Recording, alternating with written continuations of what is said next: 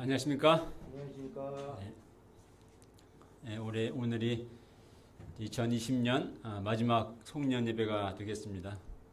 올 한 해 동안 코로나 어렵으시겠지만은 모두 건강을 지켜주시고 또 함께 예배 드릴 수 있도록 해주셔서 감사드립니다. 오늘 송년 말씀의 제목은 시편 1편인데요. 복 있는 사람입니다. 복 있는 사람. 요절을 3절을 읽고 시작하죠. 시작. 그는 시냇가에 심은 나무가 철을 따라 열매를 맺나니 그 잎사귀가 마르지 아니한 같으니 그가 하는 모든 일이 다 성공하리로다. 하나님 아버지, 하나님의 은혜로 또 참 많은 어려움 있는 한 해였지만 또 이날까지 우리를 인도해 주심을 감사합니다. 송년 예배 또 우리가 말씀을 들을 때 성령께서 함께 해주시고 우리 마음과 귀를 열어주시며 또 성령을 통해 주시는 또 주님의 한 말씀을 우리 각자의 심령에 또 들려주시기를 기도합니다. 이 죄인을 붙들어 주시고 주님의 말씀만이 온전히 증거되도록 하여 주시옵소서. 예수님의 이름으로 기도합니다. 아멘. 이제 다음 주면은 2021년이 됩니다. 한 해가 금방 지났죠. 우리가 새해가 되면 한 인사가 있죠. 무슨 인사랍니까? 새해 복 많이 받으세요. 이렇게 인사하죠. 새해 복 많이 받으시 바랍니다. 뭐 이런 인사를 싫어하는 사람이 없죠. 근데 왜 이렇게 인사할까요? 뭐 다른 인사도 많은데. 그래서 누구나 정말 복 받기를 좋아하니까, 다 복 받고 싶어 하니까, 복 많이 받으시라고 그렇게 인사하는 거 아닙니까? 자, 그런데, 과연 어떤 사람이 복 있는 사람일까요? 과연 어떤 사람이 복을 받은 사람일까요? 며칠 전에 제가 우리 뉴스에서 한 기사를 보았는데, 참 남편을 죽인 한 아내에 대한 그 아내가 이제 뭐 십몇 년 형을 받았다는 그런 이제 기사였는데, 그 남편 아마 본분인지 모르겠습니다. 남편은 뭐 직업이 별로 없고 아내가 일해서 먹고 사는 가정이었어요. 근데 어느 날 우연히 정말 기적같이 남편이 로또 1등에 당첨된 겁니다. 수억 원의 돈을 챙긴 거죠. 정말 돈복을 받은 것입니다. 누구나 원하는 정말 로또. 그런데 당첨된 이후에 그 남편이 이제 막 말이 거칠어지고 아내를 이제 함부로 대하기 시작해요. 어느 날 남편이 아내 몰래 어디 뭐 땅을 부동산을 구입한 일로 인해서 부부가 말다툼을 심하게 하게 됩니다. 그러다가 남편이 화가 나서 망치를 들고 막 아내를 위협했고요. 그 아내는 그 남편의 막 손을 깨물어서 망치를 빼앗아서는 남편을 망치로 때려서 죽였습니다. 그러니까 이게 완전히 남편은 죽고 아내는 이제 뭐 수십 년 감옥에 있게 되는, 정말 얼마나 어이없고 기막힌 일입니까? 그러니까 로또 1등 당첨이 복이 아니라 정말 불행이 되고 만 것이죠.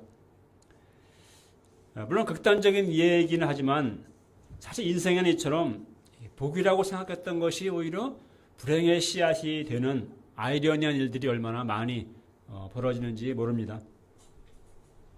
자, 과연 어떤 사람이 복이 있으며 또 어떤 인생이 복된 행복한 인생일까요? 여러분들은 어떻게 생각하십니까? 어떤 사람이 정말 복이 있는 사람이라고 생각하십니까? 오늘 본문은 시편이 말해주는 행복론입니다. 오늘 말씀을 통해서 어떤 인생이 복이 있는가 배우고 새해 우리 모두 그와 같은 삶을 사는 진정 복이 있는 사람들이 될 수 있기를 기도합니다. 본문엔 이제 두 가지가 대조되어 나옵니다. 뭐가 대조되죠? 의인들과 악인들, 또 의인들의 길, 악인들의 길 이제 대조됩니다. 이 두 가지 삶을 대조하면서 복이 있는 사람은 어떤 사람인가를 말씀합니다. 그래서 1절로 3절은 복이 있는 사람의 삶에 대해서, 또 4절과 5절은 악인들의 삶에 대해서, 그리고 6절은 이제 결론을 짓습니다. 자, 1절을 다 함께 읽어볼까요? 시작. 복 있는 사람은 악인들의 꾀를 따르지 아니하며 지인들의 길에 서지 아니하며 오만한 자들의 자리에 앉지 아니하고. 네. 자, 복 있는 사람은 누구인가 말하면서 먼저 복 있는 사람은 이러이러한 걸 하지 않는 사람입니다. 이렇게 말을 해요. 네. 그 다음에 가서 이제 뭐뭐 하는 사람이다 이렇게 얘기하는데요. 자, 복 있는 사람은 악인들의 꾀, 또 죄인들의 길, 또 오만한 자들의 자리에 앉지 않는 사람이다.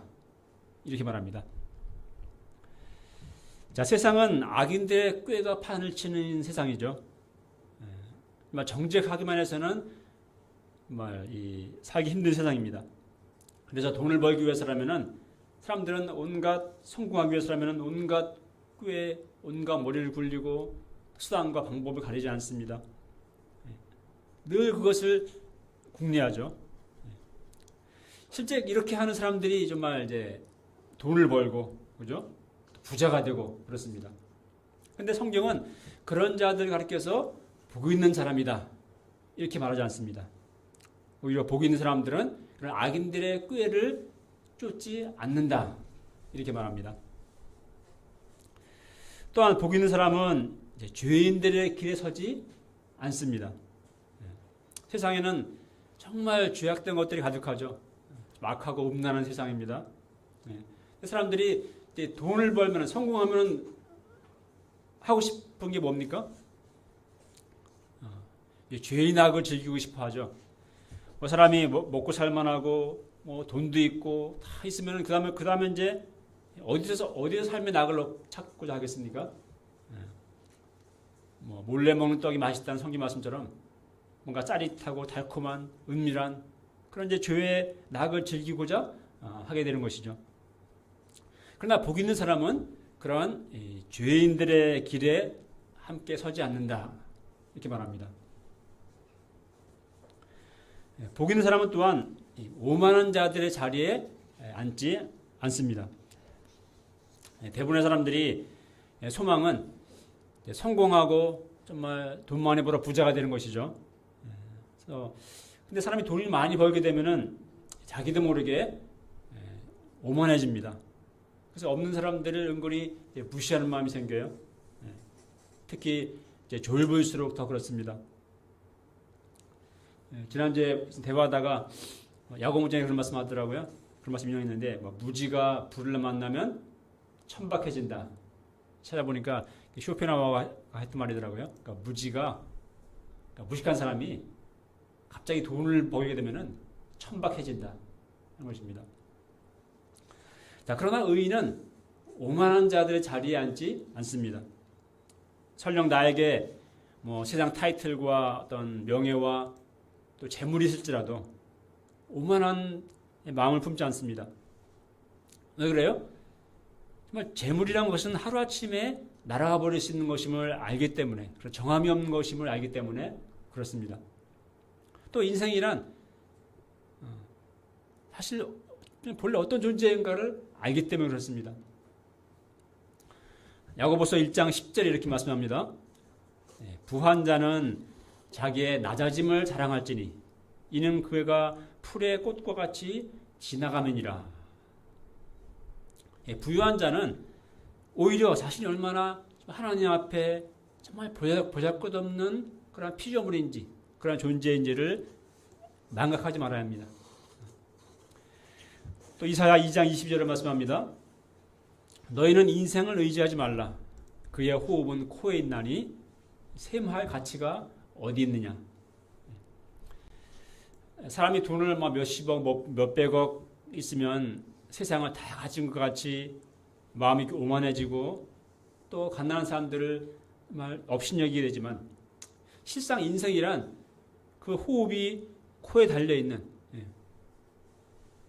코가 정말 호흡을 몇 분간 멈추면 죽어버리는 또 풀의 꽃과 같이 시들어 곧 사라지는 그런 존재인 것입니다. 그러므로 복 있는 사람은 의인은 오만한 자리에 앉지 않습니다. 언제나 하나님 앞에서 겸비한 마음을 갖습니다.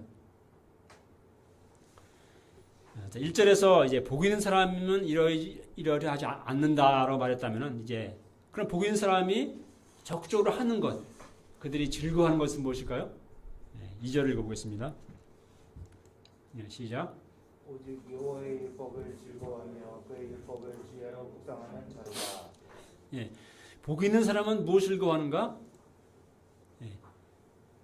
오직 여호와의 율법을 즐거워하고 그래서 그것을 주야로 묵상하는 사람이다 라고 말합니다. 자, 우리는 무엇을 즐거워하나요?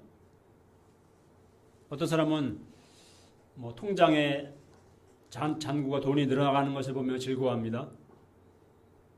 그래서 어떻게 하면 돈을 더 벌고 더 모을 수 있을까?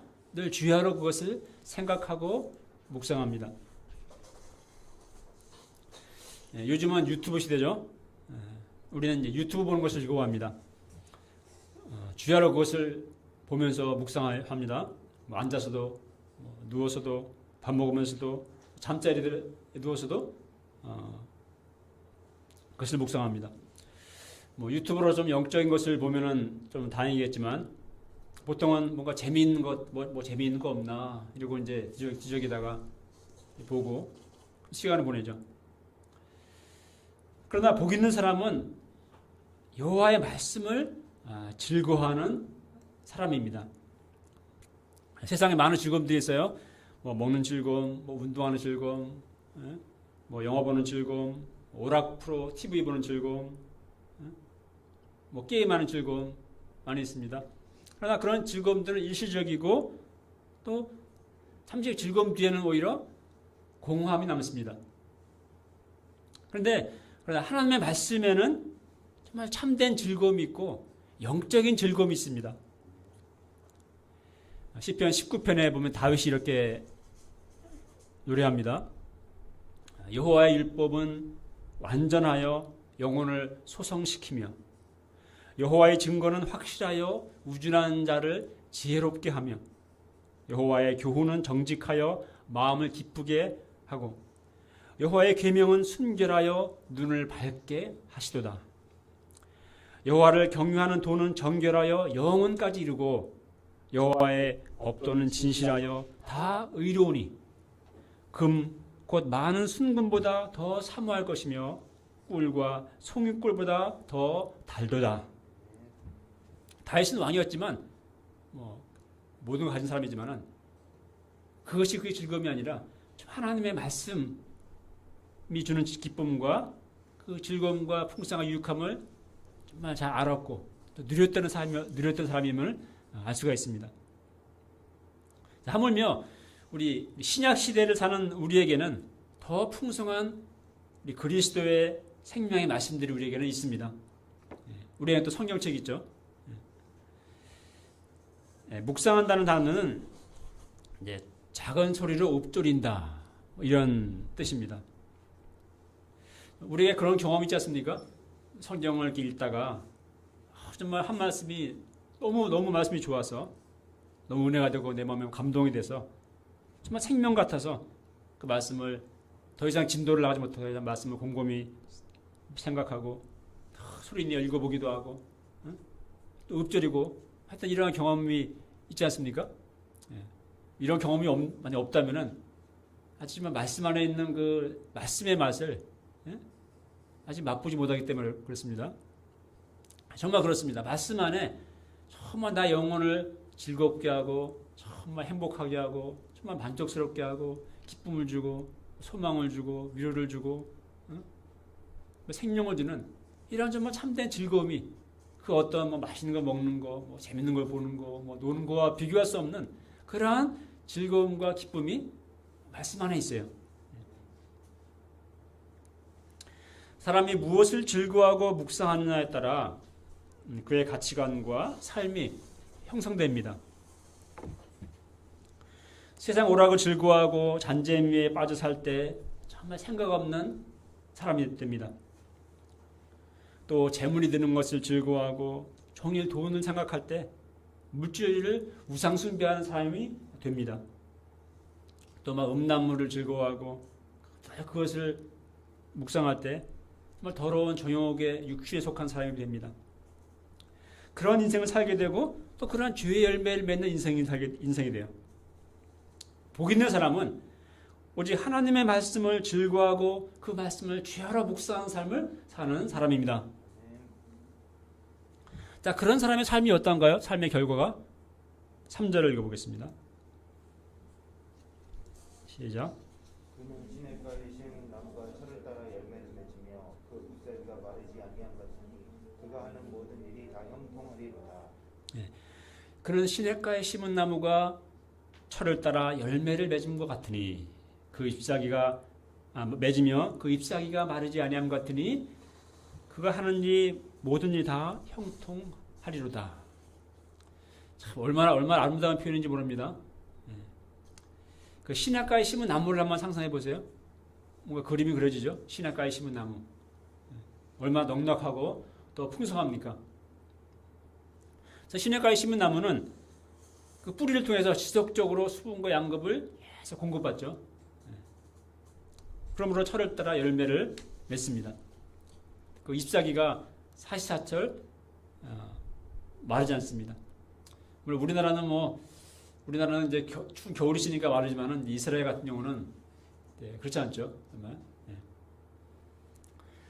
하나님의 말씀을 즐거워하여 주야로 묵상하는 사람의 삶이 이와 같습니다. 철을 따라 열매를 맺습니다. 열매 맺는 삶. 젊었을 때에도 또 장년의 때에도 또 노년의 때에도 열매 맺는 삶을 삽니다. 죽음을 통해서도 열매를 맺습니다. 그 헨리 나우엔이 쓴 죽음 가장 큰 선물인 책이 있는데 그 책에 보게 되면은 참 그런 내용이 있어요. 사람이 정말 죽음을 통해서도 진정한 신앙인데 예수님은 많은 열매를 맺었지만 가장 큰 열매를 언제 맺었어요? 많이 가르치고 뭐 병도 고치고 뭐 제자들도 키우고 많은 걸 했지만 예수님이 가장 큰 열매 맺은 것은 뭐냐면은 십자가의 죽음으로써 죽음을 통해서 영원한 열매를 맺었어요. 마찬가지로 원리로 우리 인생도 나의 삶과 또 죽음을 통해서 영적으로 이어지는 열매를 맺는다 하는 그런 굉장히 큰 통찰을 배우게 됐습니다. 말씀을 즐거워하는 사람은 말씀 안에 있는 생명을 끊임없이 공급받습니다. 그래서 예수 그리스도의 생명이 내 안에 풍성하여 열매를 맺는 삶을 살게 됩니다. 예수님 요한복음에서 말씀했습니다. 내 안에 거하라. 사람이 내 안에 거하면 그 사람은 열매를 많이 맺나니. 자, 말씀을 즐거워하는 인생은 시냇가에 심은 나무의 그 잎사귀가 늘 마르지 않는 것처럼 그의 인생은 그렇게 메마르지 않습니다. 세상 즐거움을 쫓을 때 그 결과가 어떠하죠? 우리가 뭐 몇 시간 동안 계속 인터넷을 보면서 뭐 이것저것 막 검색하고 또 아니면 유튜브를 이것저것 뭐 여러 시간을 보고 혹은 뭐 우리 아이들은 막 온종일 게임을 막 빠져 있고 그러면 마음이 어떤가요? 마음이 뭔가 충만합니까? 아니죠. 피곤하고 심령이 메마르고 정말 굉장히 공허하고 그렇지 않습니까? 그러나 말씀을 즐거워하며 묵상할 때 내 영혼에 만족함이 있고 평안함이 있고 충만함이 있습니다. 그리고 그 하는 일이 다 형통하게 됩니다. 그래서 자, 형통하게 되는 것은 이 본문 표현하게 되면은 그렇게 시냇가에 심은 나무가 그렇게 수분을 양부 공급받고 푸르르니까 당연히 열매 맺게 되죠. 당연히 그죠. 당연히 형통하죠. 그러니까 형통하게 된 것은 당연히 그렇게 된다는 것입니다. 당연한 결과라는 것이죠.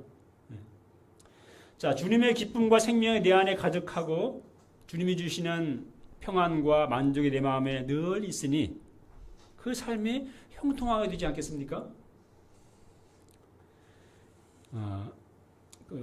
예수님을 만나고 말씀을 즐거워하는 사람이 되면은 그 마음이 안정이 되고 또 평안하기 때문에 뭐 공부를 하든 무엇이든지 열심히 집중해서 할 수 있게 돼요. 또 인생의 목적과 의미를 알게 되기 때문에 헛된 일에 인생을 허비하지 않고 정말 뭔가 집중해서 열심히 살게 됩니다. 그러니까 당연히 그 삶이 형통하게 되는 것이죠.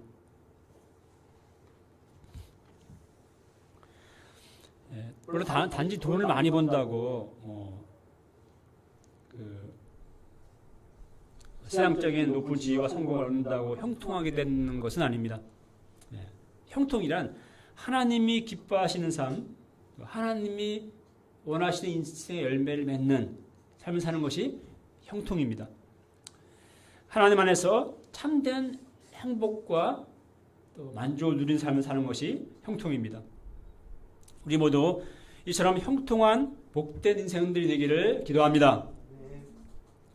이러한 형통한 삶을 사는 비결이 무엇이라고요?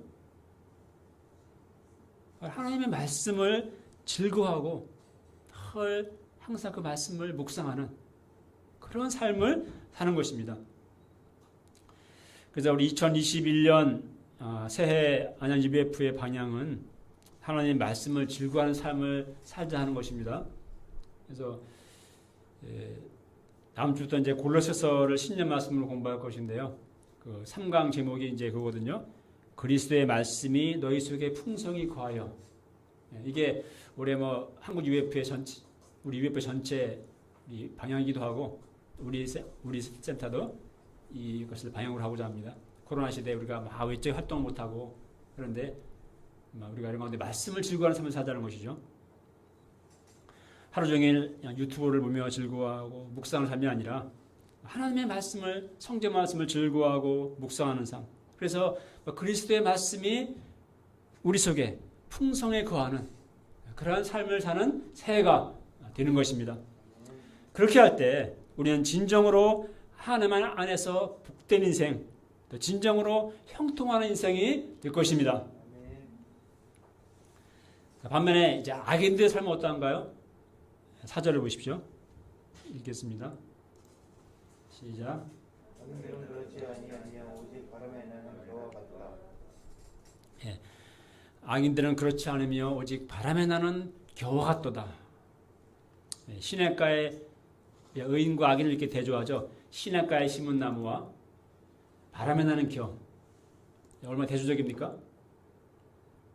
겨는 뭔지 아시죠? 겨는 이제 곡식을 탁 간 다음에 남은 그 쭉정이 그런 게 겨죠. 자, 바람에 나는 겨가 무엇을 의미합니까? 어떤 이미지, 어떤 단어가 떠오르시나요? 바람에 나는 겨.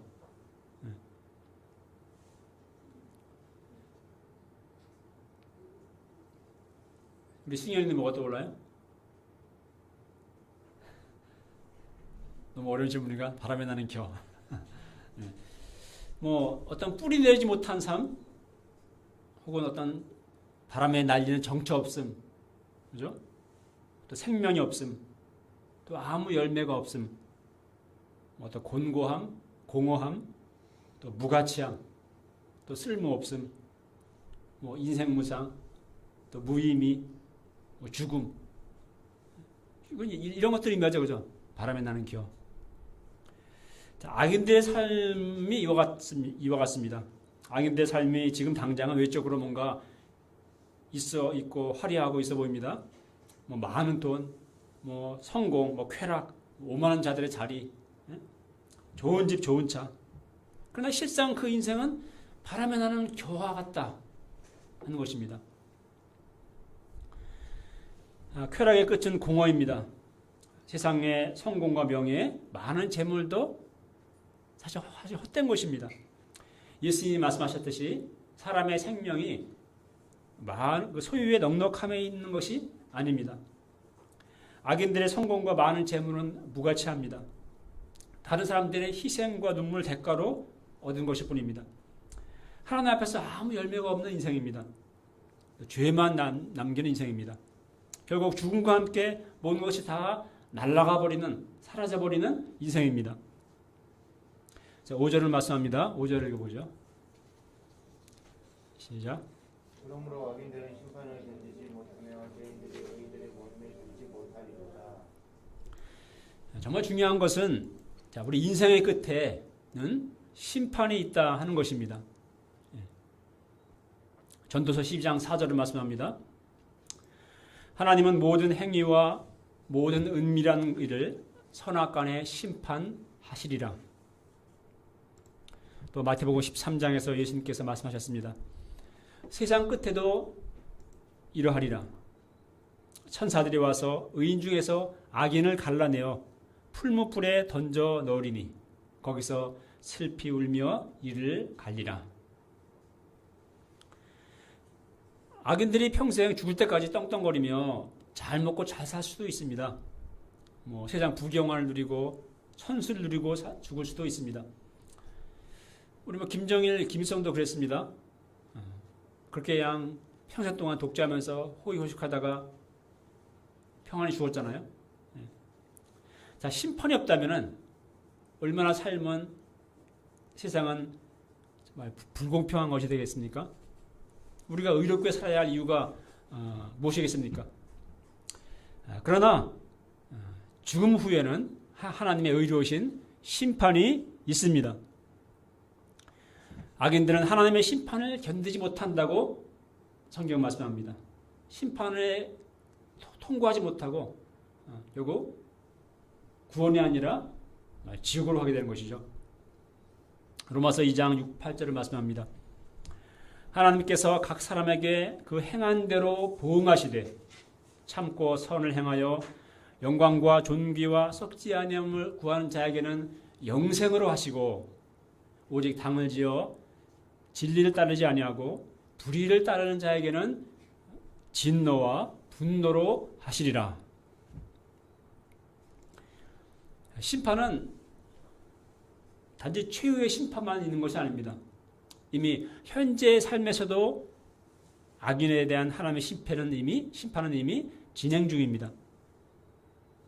그래서 악인의 삶에는 평강이 없어요. 우리 독재자 김정은의 삶에 평강이 있을까요? 행복할까요? 그의 삶은? 그는 왜 그렇게 갈수록 초고도 비만이 되어가는 것입니까? 많은 사람을 막 죽이니까 얼마나 그 스트레스가 크겠어요? 그 스트레스와 그 불안, 두려움, 또 그로 인한 음주와 흡연, 폭식 때문 아니겠습니까? 악을 행할수록 더욱 그의 영혼은 더 고통할 것입니다. 언제 정말 심판 날이 올지 모르는 그런 두려움과 불안 가운데 사는 것이죠. 이사야 48장 22절을 말씀합니다. 여호와께서 말씀하시되 악인에게는 평강이 없다 하셨느니라. 또 로마서 2장 9절 10절을 말씀합니다. 악을 행하는 각 사람의 영에는 환난과 곤고가 있을 것이며 또 선을 행하는 각 사람에게는 영광과 존귀와 평강이 있으리니 말씀합니다.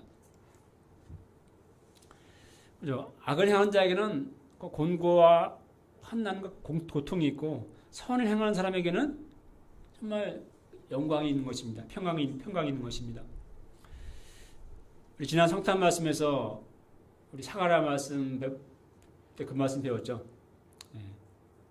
우리가 우리 구원의 뿔 예수님 때문에 우리가 원수의 손에서 건짐을 입고 종신토록 주의 앞에서 성결과 의로 어떻게?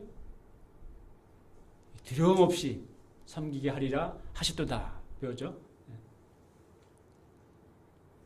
자, 그런 점에서 정말 예수 믿는 우리는 얼마나 복된 인생인지 모릅니다. 성결과 의로 두려움 없이 섬기는 인생. 요한복음 5장 24절에서 예수님 말씀했습니다. 예수 믿는 우리는 영생을 얻었고 심판에 이르지 아니하나니 사망에서 생명으로 옮겼느니라 라고 말씀합니다. 그렇습니다. 예수를 믿는 우리는, 하나님의 아들을 믿는 우리는 심판에 이르지 않습니다. 우리는 이미 사망에서 생명으로 옮겨졌습니다. 이제 우리는 종신토록 평생토록 두려움이 없이 성결과 의로 하나님 아버지를 예배하며 섬기는 삶을 우리는 삽니다. 이런 우리야말로 진정 복된 인생들입니다. 6절을 보십시오. 읽겠습니다. 시작.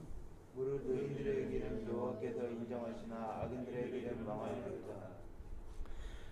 시편 1편의 이제 결론이죠. 무릇 의인들의 길은 여호와께서 인정하시나 악인들은 길은 망하리로다. 자, 의인들의 길은 하나님께서 인정하십니다. 뭐 세상은 알아주지 않을지 몰라요. 세상은 악인의 꾀를 쫓고 그렇게 한 사람들이 주로 성공하고 막 높은 자리에 앉고 막 부자 되고 그러죠. 그러나 하나님께서는 의인들의 길을 하나님께서 인정해 주십니다.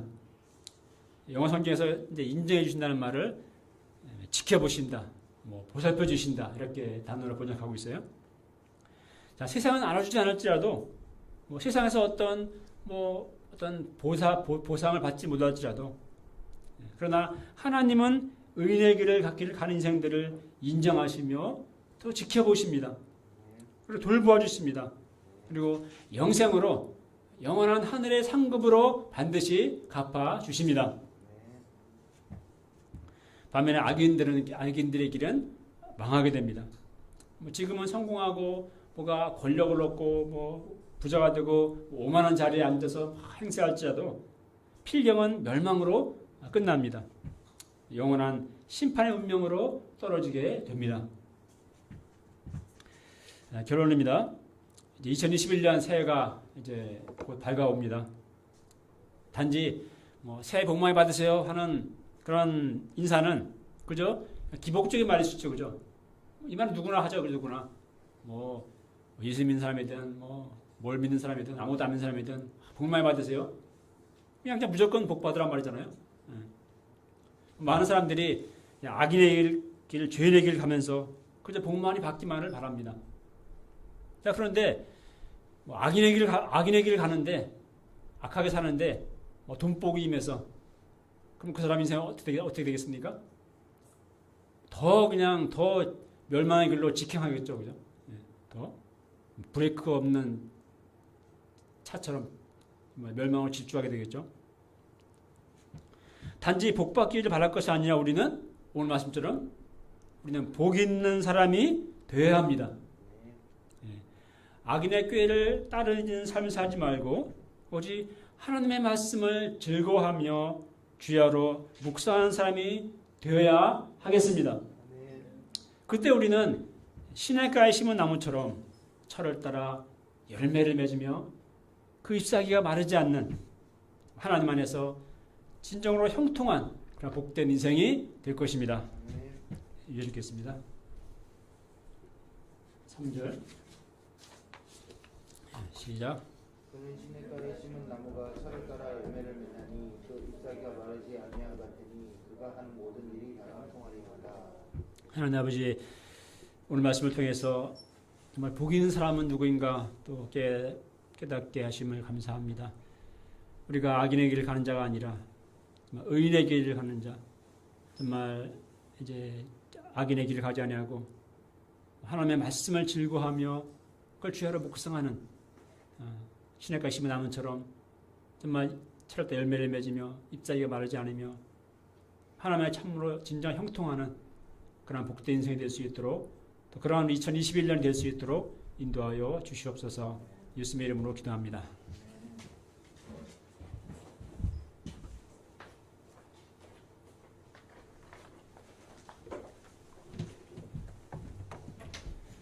다 함께 찬송가 202장을 부르시겠습니다.